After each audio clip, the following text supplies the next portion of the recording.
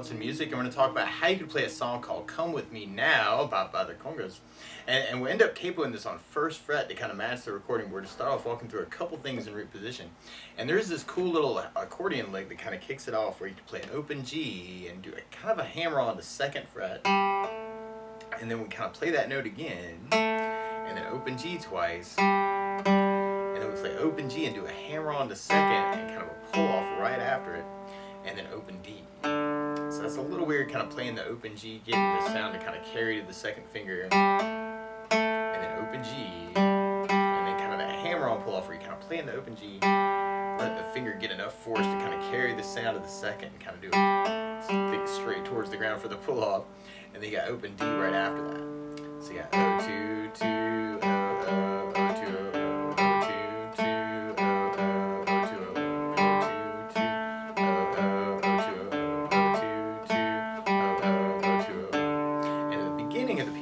here the bass notes that kind of back that up would be the open D, and then third fret on the low E string is kind of a G note, kind of an open D, and then G, open D, G, and then when the bass player comes in, you'll kind of hear that D G idea start kind of alternating with an open D and then an F note on the low E string and on the first fret. So you got kind of a D, G, D, F, kind of at the very end to kind of set ourselves up for our verse chorus, which is kind of that same progression. Now you could kind of back up that lick with those bass notes too, and you could play open D with the open to 2 hammer on, and then third fret on the low E string with the open G to kind of back that up. I'm doing that hybrid picking, so I'm using my pick for my basses and my finger to kind of play the other notes of the lick.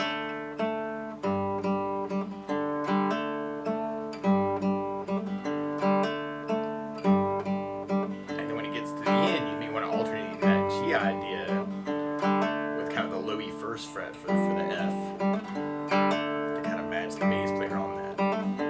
Or if you were going to kind of back that up with chords, you'd start on a D minor chord. We play D minor. First finger goes the high E on the first fret, second finger on the G string second fret, and third finger on the B string third fret. And if you strum the D string to the high E string, that sounds a D minor chord, and it sounds really sad. Now, while you're on D minors in general, it can also be cool to lift off the first finger, make that a D suspended second, or you could add the pinky in on the high E third, make it a D suspended chord, so that way you can kind of say some things around the D minor. And then from D minor, that G bass would be backed up by a G major chord. And the way you play G major, first finger goes to A on the second fret, second finger on the low E string third fret, and third finger on the high E string third fret. If you strum all those together, that sounds a G major chord, and it sounds really happy. Now you may also want to think about putting the third finger on the B third, pinky on the high E third. And that might actually make it a little bit easier to get to the D minor, kind of having the third finger to hold on to. And then when that D minor kind of changes, or that bass starts happening to the F, you may want to back that up to an F major chord. And normally you do that as the first fret bar, second finger on the G string second fret, third finger on the A third, pinky on the D third, kind of an F major chord. Or if you're just starting out, a good substitute for that can be F major 7, where you do the first finger on the B string first fret, second finger on the G second, third finger on the D third, and if you strum the D string to the high E, it sounds an F major 7, it sounds really happy. Now another possibility would be something I call F major 13, where you can do the first finger on the G second, second finger on the D third, third finger on the B third, pinky on the high E third. So it kind of looks a little bit like that other G chord actually, and that might make it a little bit easier to kind of get to kind of alternate between that D minor and the F. Minor to the G, and then that D minor to the F. Now there's a couple different strumming options you may want to think about through the tune too. Actually, we could kind of work this as kind of a down idea, kind of a D minor, G, almost with kind of 4 downs on each one through the intro. D minor, G, D minor, G, and then we kind of start our D minor, G, D minor, F. Or one of my favorite strum patterns for a 4/4 like this is down, down, up, up, down, up. So we took the D minor and tried that a lot. You'd have down, down, up, up, down, up, down, down, up, up, down, up, down, down, up, down, up. So another way to work the intro is to kind of half that, and you could do it as kind of a down, down, up on each chord. That's kind of a cool way to kind of work it for you. Or you could kind of half the strum pattern and have D minor down, down, up, G, up, down, up, D minor, down, up, G, up, down, up, D minor, down, up, G, up, down. Last time we got that D minor to the F. Or another strum pattern I would think about through the tune is something called a 16th note strum pattern. And what I mean by that is if you're tapping your foot of the beat, right now we're dividing that beat into 2 parts with our down, down, up, down, up. 1, 2, 1, 2. That's called an 8th note. What a 16th note is where you divide that into 4 parts. 1, 2, 3, 4, 1, 2, 3, 4. One of my favorite 16th note strum patterns is a long down, down, down, up, down, down, up, down. And what I mean by that is if you take the D minor and do it down for 4, 1, 2, 3, 4, 1, 2, 3, 4, 1, 2, 3, 4. That's what you'd be doing on the first beat. Then on the second beat, you do it down on 1, down on 3, up on 4. So you're going 1, 2, 3, 4, down, down, up, down, down, up, down, down, up. And then on the third beat, you do it up on 2, down on 3. So you're going 1, 2, 3, 4, 1, up, down, 1, up, down, 1, up, down. And then on the last beat, you're going down, up, down, right along with the 1, 2, 3, 4. So down, up, down, down, down, down, down. So all together, you got down.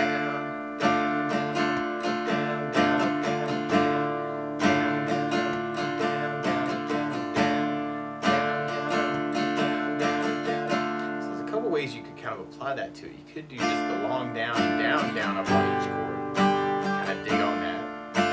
Or you can half the pattern. Have the D minor with the down, down, down, up, G with the up, down, down, up, down. D minor, down, down, G, up, down, down, down, D minor, down, down, G, up, down, down, down, D minor, down, down, G, up, down, down. And that last time you had that D minor to the F change. From there, then we'll be going into our main verse chorus. And our main verse chorus actually just continues that D minor G, D minor F alternation.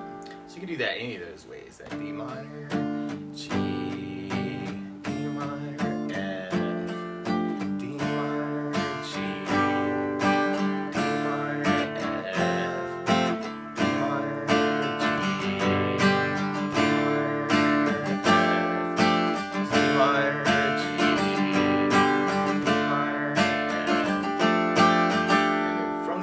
Course, actually, we'll be repeating that until we get to our bridge part. And our bridge has this really cool chord progression where we start on the D minor, but then we go to a C major chord. When we play C major, first finger goes to the B on the first fret, second finger on the D second fret, and third finger on the A string third fret. And if you strum the A string to the high E string, that sounds a C major chord, and it sounds really happy. Now, while you're on C's in general, it can be kind of cool to lift off the first finger and make that a C major 7. Or you can add in the pinky on the B string third for kind of a C major 9 and kind of say some things around C's. And then, or another way to play C major 9 would be doing first finger on the D second, second finger on the A third, third finger on the B third, pinky on the high E third. Kind of working that for your C major 9.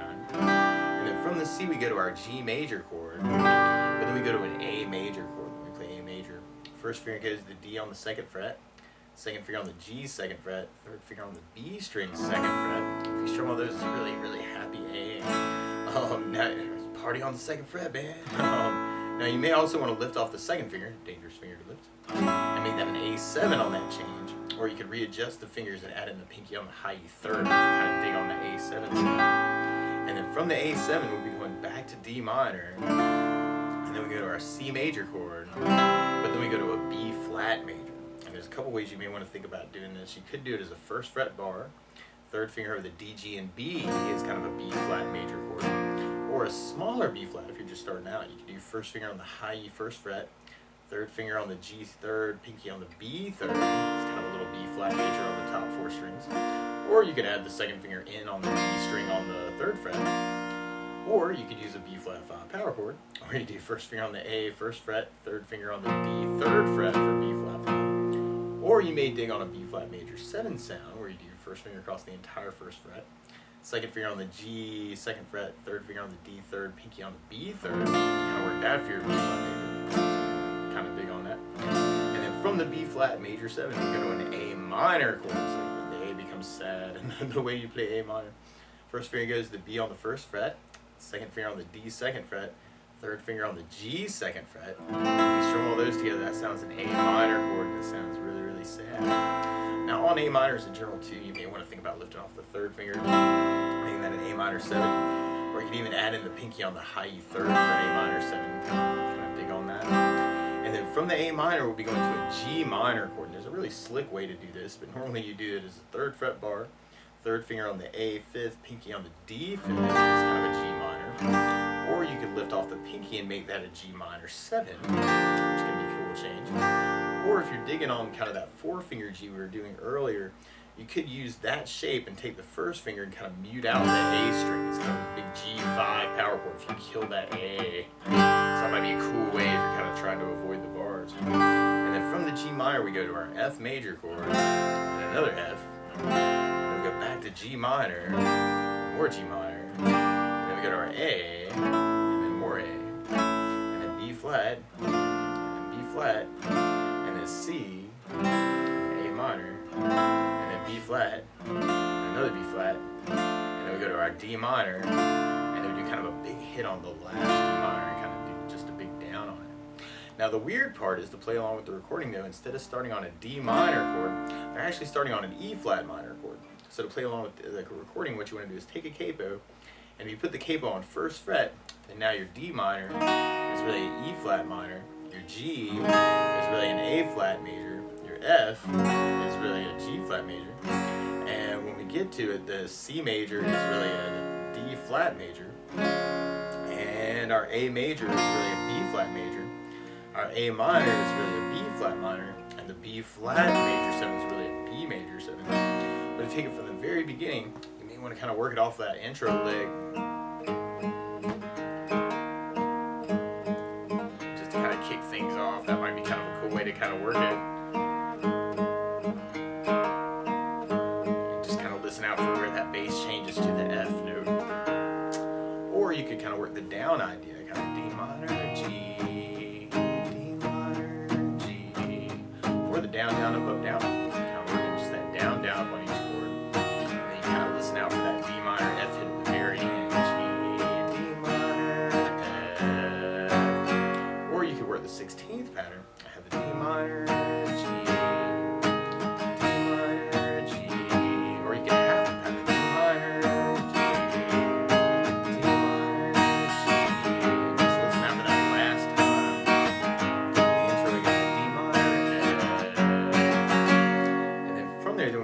our first chorus.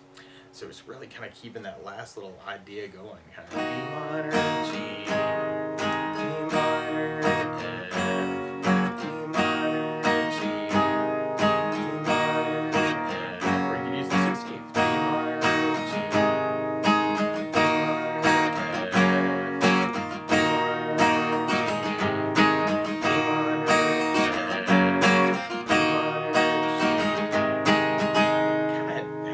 break at the very end of that where you could put the open D and G together, and then open D, and then open D with the open G, and kind of do that hammer on into the 2nd fret. So if you want to kind of dig on that lick, that's kind of a cool little hit at the very end of that. Kind of working that in there. And then from there, then we go into our verse part, which is really that same progression.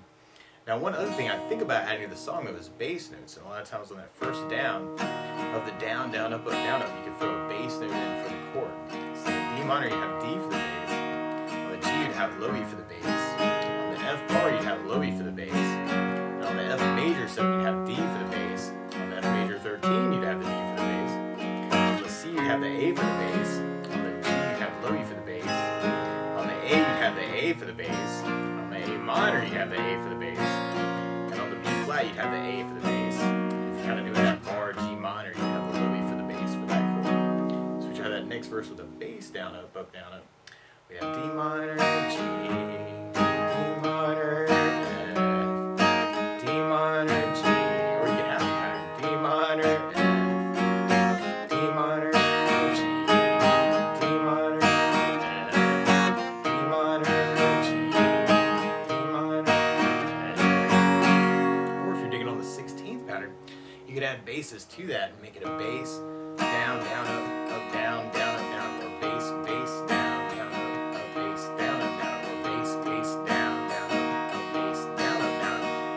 Variations. So we tried that through our next chorus. You could work it as kind of a bass, bass, bass, down, down, up. That was actually kind of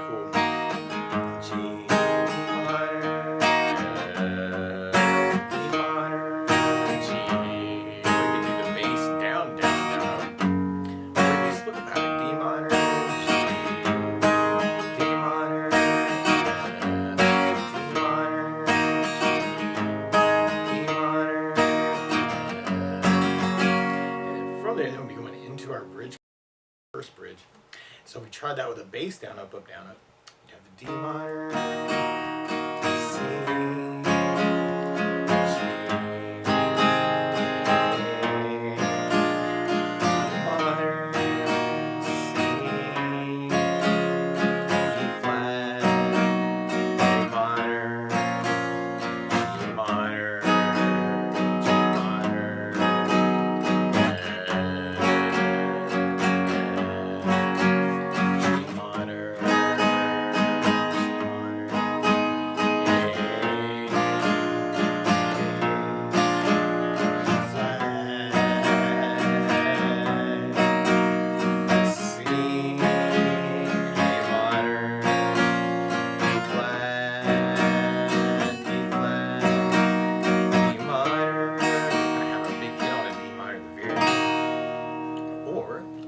the 16th pattern, you'd have the D,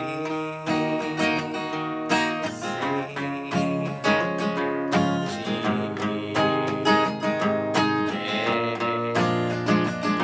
D minor, C, E flat, D minor, G minor.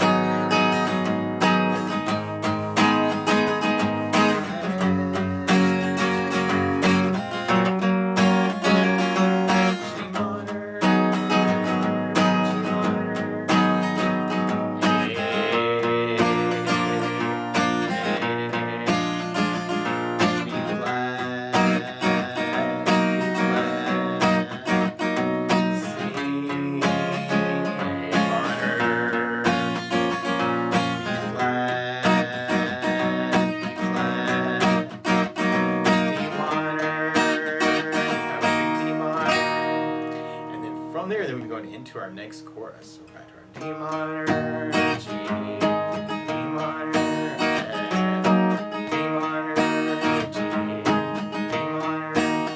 And then randomly from there, there's kind of this cool little accordion solo, and it's kind of around that same progression actually, kind of D minor, G, and the D minor, F.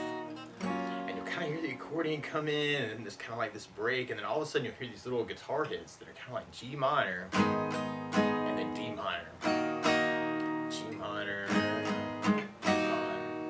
G minor, D minor, G minor, D, and then from there, then we go into our next bridge.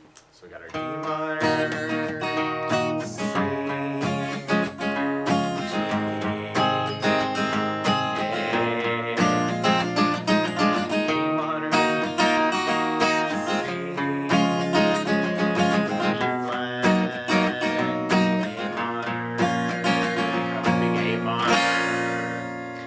from there, then we go back into kind of our verse chorus for our outro. So D minor, G,